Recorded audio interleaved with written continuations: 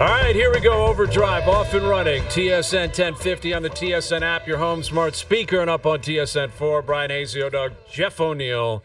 And there he is, Wayne Newton himself, live from Vegas. Where are you right now? Wayne Newton, the ringside reporter. I am. I'm in the rink right now. I'm at the T-Mobile Center because we had the problems yesterday. I'm like, I am not doing this again. I'm going to go find the proper area Who where did we you can call, have though? Like the Zamboni driver to say, can I come in the rink? You guys have no idea the process I have gone through to like actually make it to the show. Like, you have no idea. Like, I got to the building here. They have security. The Ottawa Senators just finished practicing. So I was lucky. Our buddy Ian Mendez, who's now the PR guy for the Senators, had to actually had to go to the door and walk me in because security would not allow me in. Like, I don't know why. We had to get up to this booth. Like, all hell's been breaking loose, but it's fine. I am Wayne Newton. I feel like I got a fresh dip, nice dark hair. You look great. And, you look like the Vegas air is treating you very well. And the best thing is I'm feeling a little bit better. And I'm sure you are. Did you? We thought you'd pull a Hal Gilbert. Dude, it would have been so night. legendary if yesterday, like you were saying, I don't feel good, and then your reception was brutal, and then some curtain fell down, and some dancing girls were behind you. I would have loved that. Quiet in the background. quiet. Like, shut up. Reception issue. And you were faking the bad reception, and then it just all came apart on you. I really would have loved that. Yeah. That would actually, you know what? That would have been a better story than me just laying there, sweating and having the. I didn't eat anything yesterday, literally, and I went for dinner last night. It didn't go well, but honestly, I'm feeling better now, and I'm in a better setup. I'm ready to talk. Okay, good. I was listening to the show. I was so rattled. You know what? It was just one of those days yesterday. It was a gong show. It happens. So, it's all good. Yeah. And we want to personally thank Bill Foley, our favorite owner in the NHL, the best, for allowing you in there, because we've always loved Bill Foley. We've always loved the Vegas Golden Knights. And, it's interesting. Speaking of owners, you guys see Steve Ballmer last night with that new stadium, the Clippers Stadium, which is state of the art. Like, it looks like it looks like a spaceship. Like, it doesn't look like anything I've seen before in terms of, like, the Jumbotron is outrageous and how much it costs. And they have that fan section right behind the basket there where I think the opponent teams are going to be shooting free throws looking at that section in the second half. And Steve Ballmer didn't stop the whole night. Like, that guy's one of the 4 or 5 richest people on earth. He never stopped moving and talking and yelling. And it was a wild scene, and they end up losing in overtime. But Steve Ballmer is right in the mix out there in L.A. Dude, for one thing, it's too bad that he just can't get that team to give him the home. Kawhi jamming him again. Like, Kawhi Leonard just, not playing, I'll let you know. I don't know if it was Stephen A. Smith or somebody down in the States came up with the I got to dig into it to see if there's some legitimacy to it, but it's like, I think it was Stephen A. Smith. He said Kawhi Leonard is the worst superstar in any sport. Yes. I don't know if it was any sport, but certainly in the NBA. It was something like the worst superstar of all time. Yeah. Because it's just, and he digs into the reasons why. But those arenas, like, I've always considered, because I played in the old arena in Buffalo, and I played in the old Montreal Forum. So I consider Buffalo and Montreal kind of new rinks. But the new rinks that are going on top of these new arenas, like, it's a completely new era. Dude, it's a new ball game. Yeah. And you just wonder what it does to other markets. Are they going to say, we're not going to wait until we're old and ugly? We want to do this now, because that's the new ball game, man. That's why Maple Leaf Sports and Entertainment are pumping in $300 million or whatever it is to Scotiabank, and that's why Rogers Center had to pump in $300 or $400 million themselves, because you can't allow people that go on the road or watch on TV and say, look at that park, look at that look at the amenities down there, look at how cool that stadium looks. And, like, it's pretty wild. Scotiabank Arena is 25 years old. Like, that's a long time. Yeah. The Dome is 35 years old. Like, these are not young facilities, and there's been, like, millions and millions of people that have poured through those stadiums, and they're out of date. And you got to try to catch up. And when you see what you saw in L.A. last night, it really sticks out. Well, the thing, guys, I'm in these buildings all the time. A lot of them are automated now. Like, I was in Salt Lake the other day. I went into I actually went into like a store there there was nobody working there. You just show your credit card at the front. You grab whatever you want off the shelf, and then it charges your credit card on the way out. That's in Seattle. That's in Salt Lake City. Yeah. Like, that's the wave of the future now. It's all automated. Everything's through your phone and stuff. Like, that's what you're talking about, bringing it up into today's world. That's exactly it. I had the same thing at Ford Field. We went to see Taylor Swift, and it was a packed house, clearly, and that concert was crazy. And I didn't see any employees, which is strange. Like, you'd go, she'd hit a set or whatever. I'm like, I'm going to get a couple of beers. Go in, you're out of there, in and out in like 30 seconds. And it just takes your card, It happens in registers, Toronto and you're too, gone. but unfortunately, there's people working there and nobody gives their credit card. They just walk out. They just walk away. How many times have you seen that? I've seen that at Scotiabank, where the woman behind the till's yelling at the guy, like, you didn't pay for that. Dude, I've seen guys with carts running like Ben Johnson out the front door to get to their pickup truck. And I'm out of here. I am out of here. I'm going to hammer these 2 beers for free, and I'm gone because I paid a fortune to be here. Yeah, but in their mind, I believe that they've already factored that in. That's called just thievery or spillage or whatever. They're like, for the 10% of people that will grab and run, we're paying somebody to sit there. So they'd just go, you know what, we'll factor that into the numbers. We're going to have 10% of people that steal, but in that 10%, that would have been a paid employee. Yes. So they do it that way. That's exactly what it is. Like, it's a margin that they're accounting for, and they're like, we're going to lose that amount, but we're going to make more of it because we're charging these exorbitant prices. But wouldn't you place, like, the value of actually looking at the game and being a fan of what's happening, whatever sport, it seems to be possibly number 3 on the experience that people care about when they're doing these arenas. What do you mean? Like going for dinner beforehand? It's just or like they care about the social all of action, it, betting, whether it be the monitors, the restaurants. It's like all I care about, and I'm kind of old school. Like I mentioned those old arenas. I like there because I want to sit there and watch the hockey game. Yeah, that's right. I don't care about restaurants, but it seems like restaurants are one, either a different experience is two. You mentioned the credit card, whether it be betting, viewing. And viewing the game is maybe the third most important It's a element. really good question, like where that actually ranks for the average person going. Not ticket holders, not like rabid, crazy hockey, football, baseball, basketball fans, but the person that goes to a sporting event once a year, maybe on a date night, maybe they bring their kids. What do you care about the most? What ranks at number 1? What ranks at number 2? And moreover, where does the actual viewing of the game fit on that list? Because there's so many bells and whistles now. The amount of food that's available at every stadium you go to, where you can get almost anything you want. You want sushi, we'll find you some sushi in here. Oh, you want some Mexican? It's Taco Tuesday right down there. Hang a left. You're good. You want burgers? Like anything you want, you can find. And like I can only use my experience of going to the Gardens as a kid. There was no bells and whistles. They sold programs. That was it when you were a kid.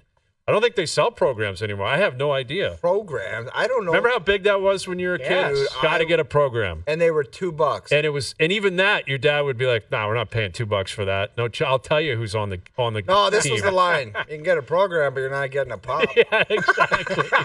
It was a hedge. Yeah. You could have a program or you could have something to eat. Yeah. What do you want? A pop Which or a one do you program? want? Yeah, but the programs had the insert with the lineup in it. Yes, like exactly. I actually was on the front cover of an Islanders program. I have it somewhere in my storage, but the inside the program is the insert of the team that you were playing against. That's so right. You're playing against the Leafs. There's the lineup right there. Like Old school, man, and that was it, Yeah. Noodles. It was like which players on the cover of the program. That was a big thing. Because sometimes you get players, you're like, who's that guy? That's an interesting program choice. Like you're going down there thinking, is it Wendell tonight? Is it Dougie? Will it be Mats? And then a lot of it was, okay, they're playing a team that we don't see all the time. They're playing St. Louis. Like, who's number 19 on the Blues? Oh, that's interesting. He's this guy. Like, that was a part of the process. And now, you just look at the screen. They'll tell you who he is, where he's from. Yeah. Look at your phone. You'll figure all that out. And speaking of the St. Louis Blues, they're in town tonight. Craig Berube was in good spirits this morning talking about that cup run, something that I'm sure he'll do the rest of his life. Like, he's never – It's different, like, when you consider what Dean Evison said when he was fired from Minnesota and hired in Columbus, where he was he was bent out of shape that they fired him. He didn't believe he deserved to be fired, right? And he admitted on the record, he's like, I've circled that game, and I want my team to go in there and kick their ass. I cannot wait to play Minnesota. And, dude, I don't care what any coach would say, even if they won 2 or 3 Stanley Cups, that is their feeling and their idea going in. Do you think Craig feels the same way? Are you even kidding with a cup me? ring? Of course. Okay, I hope that's true. Because you know that he thought to himself, our lineup was depleted here. The coach or the GM could have signed a couple players here, and I get stuck with it's the same as every coach. We've talked about it for 10 years on this show. It's the coach bump. The lineup gets depleted. The GM makes dumb decisions, and then all of a sudden the coach looks like all of a sudden is a dummy behind the bench. Mm-hmm. That's what the GM does. They fire the coach. They all want to go and kick that team's ass. You know what, too? It's like anything. It's like a breakup. It's like, anything. You want to look good because they got rid of you. So it's somewhere deep down, like Craig Berube probably, I don't think he has bad feelings towards it because, yes, he had the cup, but he was still fired. He still has to be a little bit chipped at some point. Absolutely. So this is a big game for him, even though he's not admitting it, and he made a few jokes today and all of that. But I guarantee you, the guys in the room, they better have a good effort for him because it's a sign of respect if you go out there and blow the doors off St. Louis going, we want to do it for the guy who's behind the bench there because we know. That Absolutely. To me, that's how I take it. And I'd like to believe that would happen anyway. I hope it happens even more so because of the way they played on Tuesday in Columbus. Yeah. And the third angle is that Joseph Woll has been activated and he's playing tonight. So give him an effort. Like he owes them an effort for sure. It's a two-way street. Tiger Woods, the comeback. I feel like it's Tiger Woods with this guy where it's like, oh, he's back. It's like Tiger Woods had that every time. Oh, he's back. He's starting. It's like, okay. Yeah. Although there is a Tiger Woods element. There's a Joseph Tiger Woods where, like, Wall's back. He's off of IR. He's playing. Do you believe you can win tonight, Joseph?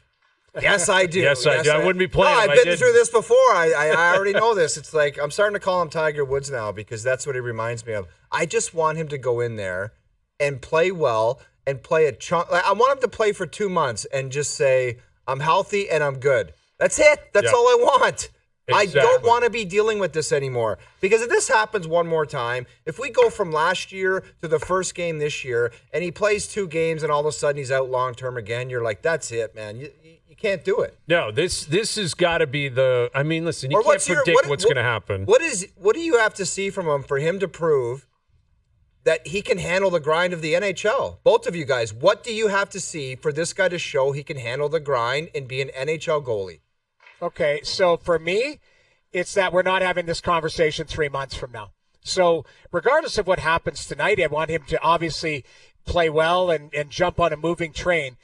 But what are you going to say, Jamie, if we're having this conversation 3 games from now? Where he's hurt again? Yes, and I don't want that or wish that, but that's when you're like, what the hell's going on here? But it comes down to the word trust. And also, we had this conversation last year with Samsonov. Samsonov goes to the minor, they give him whatever, the reset or whatever, and he comes back. And it took a while for us to not talk about that reset. It's going to take a while for us to not talk about the injuries to Joseph Woll. What he can do is play well and settle in right away. And then he's 5, 6, 7, 8, 10 starts into it. And you go, geez, remember when he was hurt at the start of the season? That's long gone. It comes down to the one word, trust. Yeah, I think it's got to be the rest of the year where he plays. Really, I think you have to go like a full year here because this is not an isolated situation to the first 7 games this year. It's game 7. It's the high ankle sprain. It's injuries with the Marlies. He's had injury issues his whole career, really. At the NHL level and below that. That doesn't mean you're not going to have a nick and bruise kind of scenario every once in a while, or he's played a lot. We need to give him a rest. That's a different story. But I think you got to get through basically the rest of the year where if you're asked to play, you play, and you can play well. And you're going to have ups and downs. You're going to get pulled. Your numbers are going to fluctuate at times. But it can't be at any point the rest of the year going on IR, something flared up, not going to go. Or furthermore, yeah, he's playing tomorrow, and then tomorrow comes, oh, actually he's not. Like that. Yeah. That's what he's got to get through, and it starts tonight.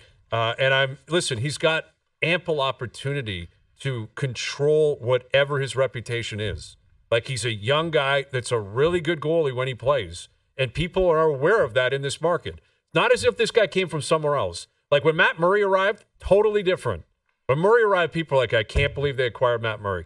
I know what he's about. He's done it somewhere else. He's going to do it here, and it happened here. Wall is a different story because he's homegrown. Now that's why I want to stop you. Why would it be different if a guy just did it in a different market? Because this guy's been hurt here all the time. So what's the difference if it was Matt Murray in Ottawa? He's done something as a Maple Leaf in a Maple Leaf jersey. Matt Murray had not done anything as a Maple Leaf in a Maple Leaf jersey. And I think that was what felt a little bit different, is that Woll has shown us as a Maple Leaf in the Leafs crease the capability to play.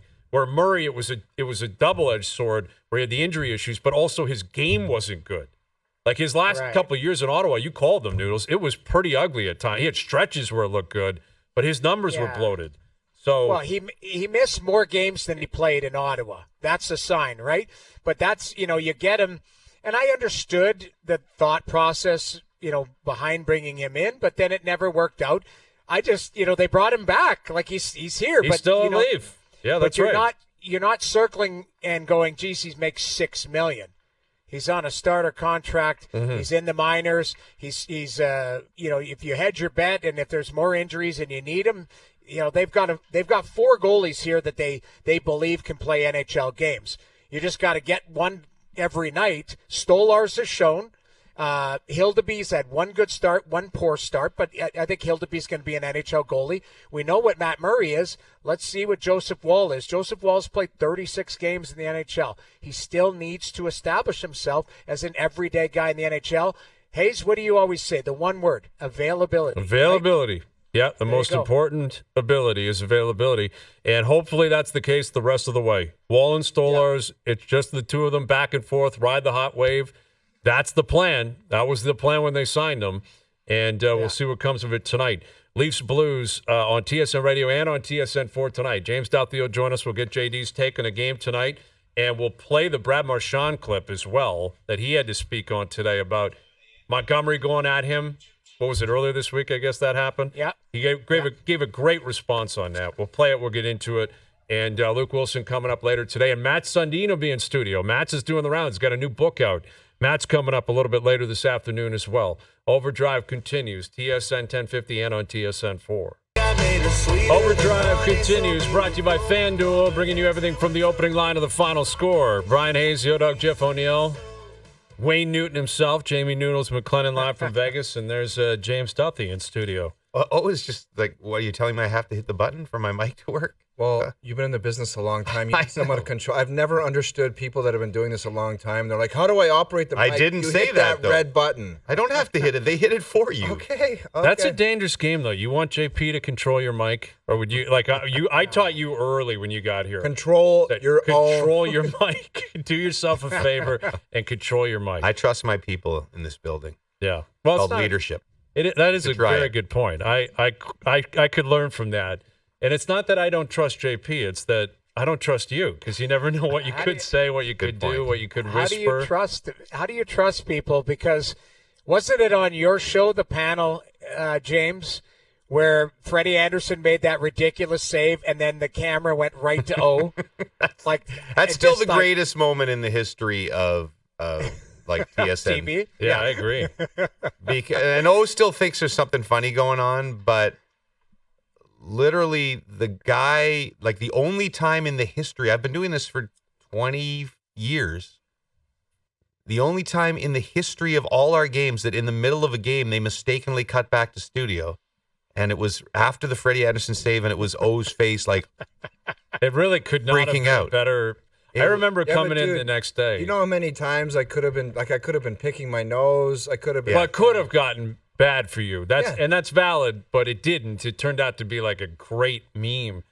And I remember us talking and coming in and doing the show the next day. I think we were still doing the lunch back then. Right. Possibly. That's how long ago it was. And thinking, I've been watching sports my whole life. I've never seen anything like that. I know. I didn't even know we had the power to control. Once the game is on the game. Jimmy, from my end, I'm thinking of all the sports I've ever watched, I've never seen a cutback to studio, and I'm the one guy it happens to. It's a little funny. It should actually be a doc. We need to interview all the people in the control room. We need to find out exactly how this happened. Look at the watch you were wearing back then. Like that's like a rap video type. Dude, that's the same watch I have on now. Are you wearing the same watch right now? Absolutely, yeah. That's got some serious ice, man. I like that. Yeah, that's one of the greatest moments. That was a great moment. Anyway, good to see you, JD. And you guys, I'm sure, are going to be talking a lot about Craig Berube and him up against his former team and all that good stuff. I tell you tonight. one thing we'll be doing tonight. We're going to tone down the positivity because I don't know if you're aware of what happened the other night. First of all, I like to take pride in the fact that I think of regional, every team has a regional broadcaster as well as, national broadcasts. And in a lot of markets, regional broadcasts are different. They're an extension of the team. And, there's a lot of cheerleading and homerism. And when guys criticize the team, they get fired. And I think because of our, the fact that we did national games for so long, they've continued to give us the freedom. And I think we're probably the most critical regional broadcast in the NHL. And, when the Leafs lose constantly in 7 or the years that they were bad, there was a lot of negative intermissions that probably a lot of other teams wouldn't have put up with. Credit the Leafs. They never called us and said a word about what we said. But the other night, I said this on the air, this was the most positive pregame show I think we'd ever done. Like, we did an 18-minute straight chat. Tire pumping. Praising every element of their game right now. And then I made that stupid comment. I said, if it's 3-0 in Columbus after 1, then we'll rethink things. And it was 3-0 Columbus Crazy. after 1. Yeah. I feel your pain because we were in the same situation on this show. We spent 3 hours talking about that Tampa game. And to your point, and this is what I've always said to anyone that, because it goes both ways. You're either a homer or you hate the team. And I always say, and we always say, they play the games. Like, that's the way it goes. You win every night, we'll pump your tires every single day. There's no choice. You lose every night, we're going to say, that was awful, you lost again. Like, what do you want people to say? Right. They play the games, but I expect them to respond tonight. I think they'll come out flying. It'll matter to them that Berube's playing his old team, and I thought that won't be priority number 1 for them, but that and more so the performance on Tuesday, I think they'll play great. Brad Marchand was asked about his little interaction with Jim Montgomery was it last game, I think, or the game before that, when he had a bad turnover at the blue line, ended up going in their net. Montgomery went over, really started barking at him, gave him a push at one point, and that went viral. Everyone started talking about it. And I think in 2024, people are wondering, did Montgomery cross the line? Was it too much? Do you do that to your captain?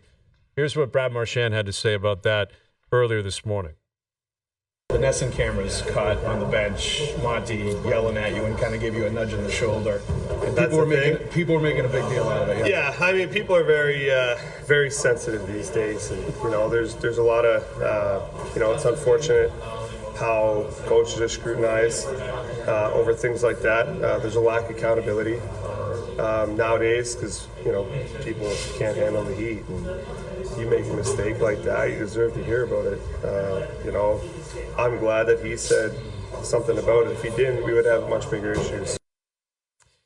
That's an interesting clip, man. I like that comment, though. Yeah. Like, that goes a long way, I think, for younger players, too. Like, you better be ready. You know what? It's almost the same. I just started catching up on this Amazon series. I'm late to it because I'm basically homeless, going through a reno and living out of a truck.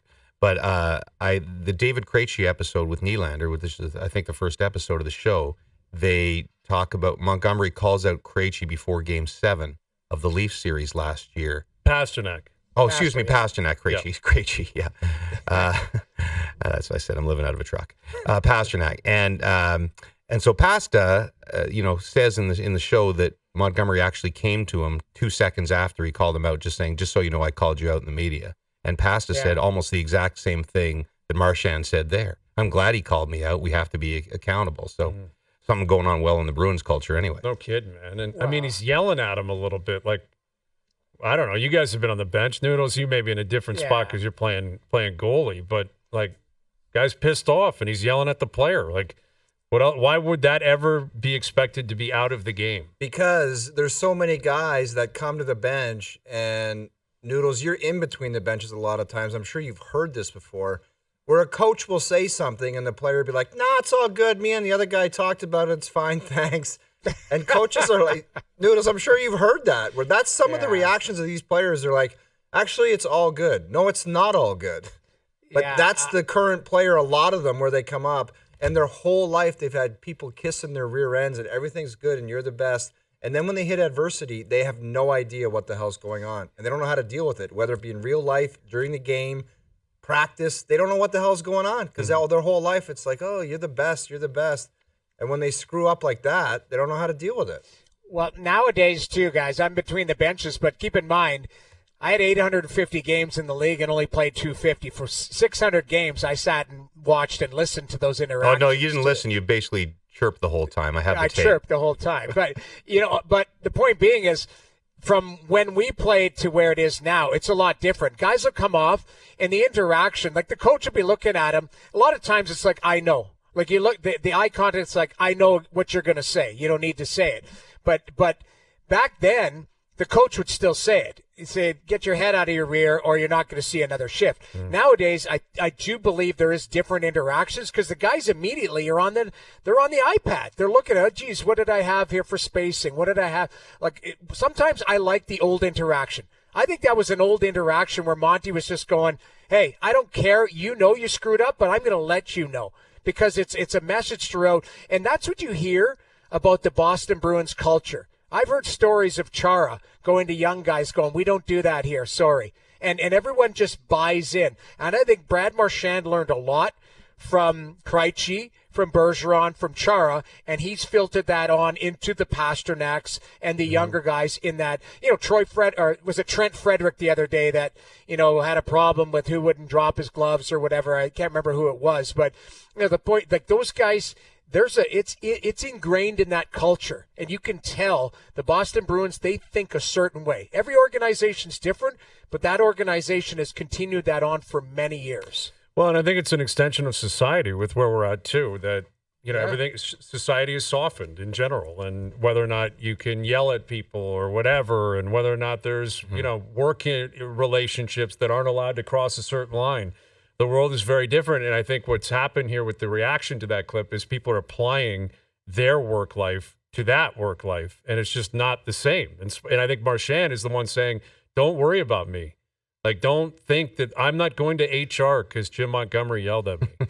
But that's the way people, I think, are reacting to it. While you're being mean to the guy. Well, what does that mean? The other thing is just the change. Like, if you had a camera on the coach and the bench for every game in the 70s, the 80s, it would be ridiculous, but they never did, right? They might occasionally zoom in on the coach or whatever, but now everything is caught. Yes. And you're right. And, Brad Marchand is right that we will blow up every interaction like that because everybody's so starved for content. And some people think that is unacceptable what the coach did. They're like, that shouldn't happen.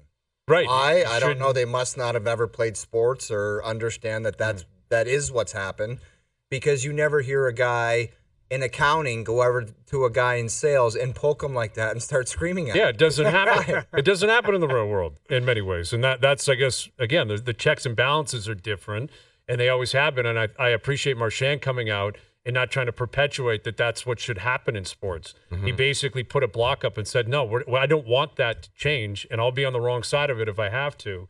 And there's something about your best player doing that, and like that market's famous for it. Brady and Belichick, we've all read the stories and heard the stories. Belichick would make sure he found something he could go at Brady for, like yell and scream at Tom, like and show him on the tape. And Brady understood the importance of that, because if you're going at me, then that means the guy in the 50-foot. Now, apparently they hated each other at the end. But it was very successful for a long time. It did work pretty well. And now they're doing media stuff all the time. Yeah. Like the two of them are with Jim Gray, like every week doing different Instagram things. And the transformation of Belichick is fascinating to me. I guess it's not a transformation. Apparently he was always like this to friends and such. But I never thought it would be so quickly that he would go from this stone-faced, the hardest-ass coach in the league, to this media darling making jokes out of everything and doing hilarious commercials. And I think he saw some dollar signs. I think his agent or whatever got in his ear and said, "There's a want and a need here, and you can capitalize on it. So what do you want to do?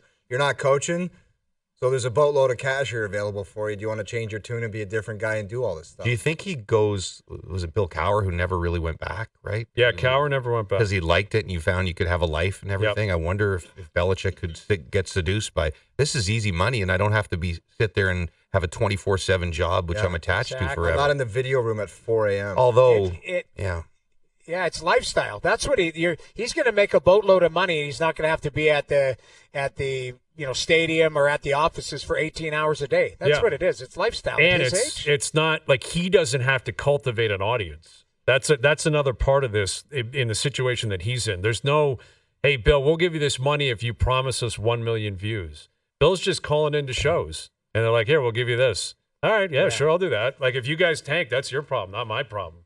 Like, that's actually a perfect middle ground. Same thing with a guy like Bill Cowher, where it's like, I'm just on the panel here. Like, you talk, we'll see where it goes, and the game is going to be the game. And, like, the pressure is a little bit different, where if he was launching his own thing, I'm curious how much stamina he would have for that. Yeah. Like, if it was the Bill Belichick podcast, and it's like, Bill, you got to blow this up. Right. Is he doing that every single day? Or is he like, yeah, I'll go on the Manning cast and talk about the game? It's funny, though, because we've had countless coaches on our panel. And, it's a different paycheck than what the NFL guys are getting in the States, obviously, to come on the TSN panel for a couple of games. But I don't think there's ever been one that I didn't get the sense was ready to work again the second he got called for the job. There was never a guy who said, I want to do this forever. Well, how about Pooley? Like Dave Poulin, we're all very close and great buddies with, and he was a phenomenal media guy. And Pooley he got seduced to get back in the game in a way. Like Steos called him, I guess, and he's like, yeah, I'm a hockey guy. Well, I'm going to go back. Yeah, he could have kept. He could have kept. He could be here tonight. He'd be on the panel. Guess who else is a hockey guy? Me. You want to get back in the game? Hi, dude. I'm never. Wait a second, though. What if it was one of those cushy, some of the ex-players get those... The advisor to the president. Senior advisor, and, I can do this. I was at an event in Ottawa with Brian Campbell, who's with Chicago. I think he's sort of like an assistant GM, oh, that's not a title. But I said, so what do you do? And he said, well, I can kind of do what I want. I want to go down and scout the team in the A. I'll go down and scout the team in the A. If I want to go scout some junior guys, I'll go scout some junior guys. If I want to go... So I'm like, so you don't really have a definite... Yeah. And he loves it. And Brian Campbell's a super smart guy. He'll do great at it. Yeah. But, that could be an O-Dog type of thing. That could be very, very luxurious for you. I like to be hands-on. I like to go over... Like, I'd like to walk around in the morning with an iPad, maybe go on the ice, help the power play, help guys shoot the puck. What, once a Be week? a rover. No, every You would day. not be there every day, would you? Dude, I'd be hands-on. I could help turn an organization. With an around. iPad? You'd just be out I there? want to see Dude, that. I'm telling you. I want to see could that. Do it. I could wanna do it, see and I might badly. do it. Oh. You don't know who's called and who I hasn't don't. called. You've always stated that you do get calls. Let's and just that give us you're- one. Give us one who called. I will never, ever tell you who's called me. I've had a lot of teams call and say, do you have any interest? And I said, no way. I'm not letting that team of losers decide my fate in life when I can decide my own. That's valid too. Which at times got iffy itself. But I'm not letting... Got to have a backup plan. I'm not letting a hockey team decide my future. All right. JD, good stuff, man. You guys have big plans tonight? We're going to be extremely negative to the Leafs on the pregame show tonight. And Break then down all 6 goals and point fingers. Yeah, that's right. No, maybe I'll say at the end of the pregame tonight, we'll be negative, and then I'll say, if it's 3-0 Leafs at the end of one, we'll change our tone. Turn that tune around. I like that Reverse idea. jinx. Reverse jinx. All right, JD, we'll catch you on the panel tonight. There's James Duthie. Leafs Blues tonight on TSN 4. You can listen to it right here on TSN Radio tonight as well. Come back and continue to tee that up. We got Luke Wilson coming up on the Thursday nighter tonight. Owen Wilson on the clock. Owen Wilson on the clock needs a win tonight. Overdrive continues. TSN 1050 and on the TSN app. All right, Al's brother is somewhere in the city of Toronto. I think most people know where he is after yesterday's clue. I'd be shocked if people don't know where he is. But we sent him somewhere. He's got a pair of Leaf tickets. And why don't we get to the fourth and final clue of Al's brother and his whereabouts? All right, here's your last and final clue to help track me down to win yourself a pair of Leafs and Kraken tickets on October 31st.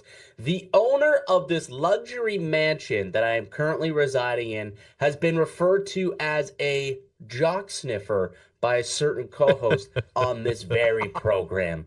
Where am I? Where is that? Where could Al's brother possibly be? Can you imagine if he actually was at this guy's mansion, Al's brother, how quickly he would get tossed into handcuffs and dragged out of there? Yes. Al's brother cruising around You think this you're not guy's even allowed house. to stand outside of it and like gawk at it? I can't imagine. I don't know. It's probably like a Hollywood thing where like it's public property if you're walking around the street or whatever. But I would assume security would be out there pretty quick shooing people away. I thought somebody got shot outside Yes, Drake's mansion they did. recently. Wasn't it? Like not... Are we announcing who? Okay, he's at Drake's house. That's where he is. I mean, we just that's where he is. Didn't know. I mean, it's tomorrow. We're doing the cue to call. It's still a clue at this point, but I think we know where he is. He's at Drake's house. We're going to give one more clue. We might have been throwing you off track, and there might be a different clue tomorrow. There are a lot of famous people living on the bridle path. You know, it could be somebody else. I thought it was Friday today. That's my fault. It's That's Thursday, man. This was the fourth and final clue. We're supposed to pretend like we don't know where he is. We all know where he is. Yeah, we know where he is. I go for lunch with a guy that lived in the bridle path, and I went over to stop in and see him one day. He has 3 par 3s in his backyard. No way. Sickest house I've ever seen. That's in my life. outstanding. And I'm not talking about like just ratty par 3s. Gorgeous manicured par 3s in his back. Like he has a staff. He probably has a superintendent running that operation. Whole nine. Like tee times.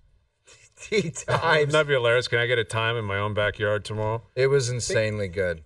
Think about the money in Toronto, though. Like just the amount of wealthy people that live in that area. Crazy. It's ridiculous. Crazy. Ridiculous. And like Bridle Pass, like new money. Like you got old money, you're in Rosedale or you're in Forest Hill or something. Like rich, look down on the Bridle Path.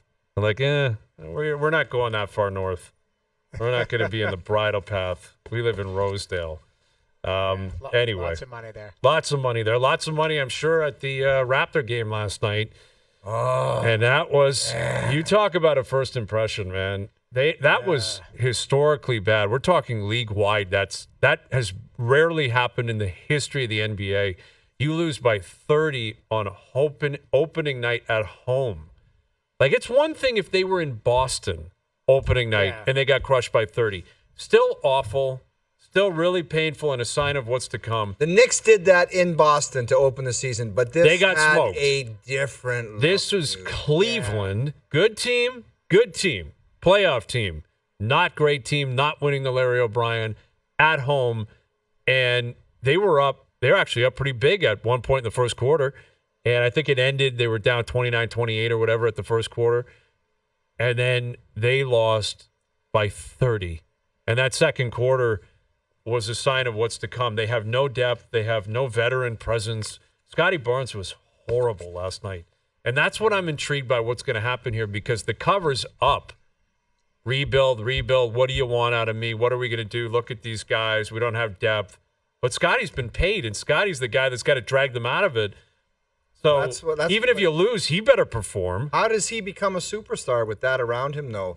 One of the players for Cleveland came out after the game. He's like, it all starts and stops with Scotty Barnes. So that was our game plan. Who else on that team was going to beat us? He basically said, we got one guy to stop. That's what's tough. Mission. He's going to get doubled and tripled. Yes, all that's what year. he said. He goes, that was our plan the whole night. Who else is going to beat us out there? The answer is no one. Yeah, nobody.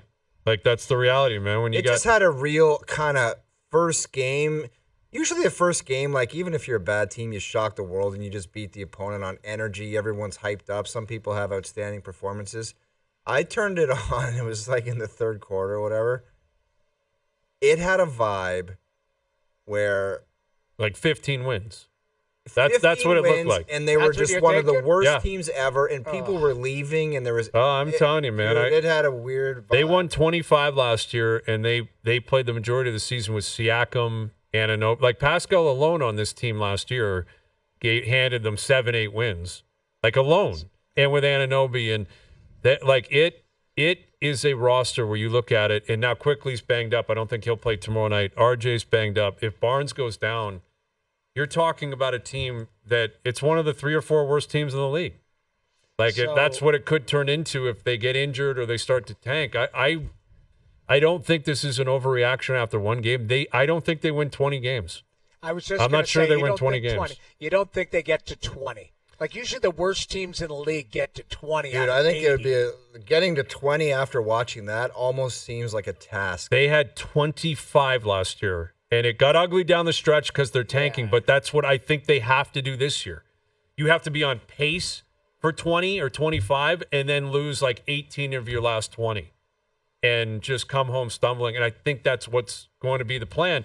Now, listen, Detroit's still not very good. Washington's awful. Brooklyn's awful. There's other teams that are really bad in the NBA, and they'll get some wins, and they'll stun a few teams. That happens every single year. You get it, like, we all know what happened in 98. They beat the Bulls. Bulls lost 10 games all year. One of them was to the Raptors. That's like right. that happens. Every bad team in the league is going to beat a good team at some point, and the Raptors will find some wins.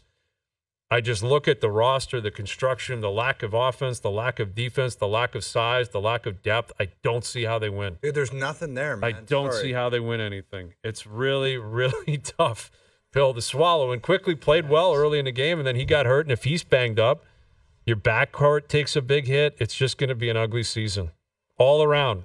Buckle up. This is what comes with it. And this is why they said we're rebuilding. Masai's not stupid. Darko's not stupid. They know what they have. They know they've got all these kids and young guys. But, man, what a message to send opening night. Losing by 30 at home. Yikes. 30 It's not good. at home. I don't know how Masai Not good. sticks around for that, man. I don't know. He just does not seem like a rebuild guy. I know he's paid a lot. I know he's here, and he is the guy, but I don't know. I just don't know. Yeah, I think there's going to be a lot of change within the organization moving forward. I do. I think Toronto FC's going through it. Like Keith Pelly came out and said, we're in a full rebuild here. So that's John Herdman now who's just arrived. He's got to figure that out. The Argos are in a good place. The Leafs are in a pretty good place. You know, the Blue Jays, they got to figure out what they're doing. But it's a weird time in the city, and that's where, again, the Leafs come into focus. It's like if that's what the Raptors are bringing, Toronto FC is what they are. We're not going to see the Blue Jays play for a while. It's your platform, man. Hitch the wagon to it. Hitch your wagon to the Leafs. It's on the Leafs to build up the spirits of this city and this market. Do they have it in them? I think they do during the regular season. I do believe that during the regular season. But everybody knows that. There's only one other wagon that people are looking for, Hayes. And we can't get there for a while. You can't do that until April, so why worry about it? Like you can enjoy the ride right now. That's what you need to do for 6-7 months. And right? that's why, again, the game the other night, you know, it's just a one-off. It's one of 82. Everyone loses games. But look what Edmonton did last year, winning 16 in a row. Like you want to get a place going, win 10 in a row, and then have people being like, man, the Leafs are on fire here. And Matthews has points in 15 straight. 93, 94, remember that start they had? 10-0. 10-0 start, and they just cruised all the way to the finish line. Like the rest of the way, they were like 500, but it didn't matter. All that mattered was 10-0. And they were coming off the 93 run where they lose to LA in 7, and they come in the next year, they win 10 straight. And that's like that's the kind of stuff that you can build up that will trigger a response from people who are dormant right now or a little bit sleepy or, hey, wake me up when. You get like a 15-game winning streak.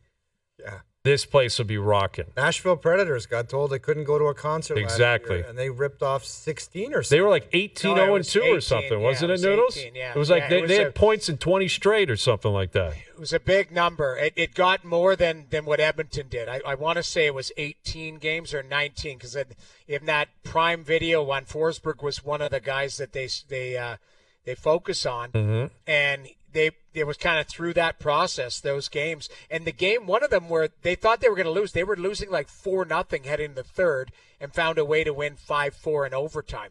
And it was like that's what kept the streak going. It was pretty impressive. Incredible. We have some Vegas news right where you are. This is probably happening right down the road from you right now, or maybe right down the hall, Noodles. Yeah. Shay Theodore has signed a 7-year contract extension with Vegas at an annual cap hit of $7.425 million. It's a nice number. Yeah, Theodore, he's still in his 20s. I figured he was a little older than that, but he's 29. He's been a mainstay. He's been, I think, the only guy left. Him and Carlson are the only two left that were there from day one. Dude, that's a bargain. Did you read that correctly? $7.425 million. $7.4 million. Well, that's probably for what they 7 years. I get it, but they probably went to him and said, this is kind of where we're thinking number-wise, and he could have very easily said, I want Darnell Nurse's contract. Yeah, absolutely. Yeah. He's a better player than Darnell Nurse. Of course. But I mean, Nurse was in a different situation because he was younger at the time, coming out of it. I know, but he could have said, "I want to be one of the 9 Or he could have guys." said, "I want Pietrangelo." I think Pietrangelo got 8-3 or 8-4. He could have said anything. Anything. He just said, "You know what? This makes sense. I'm on a great team. I got a great situation.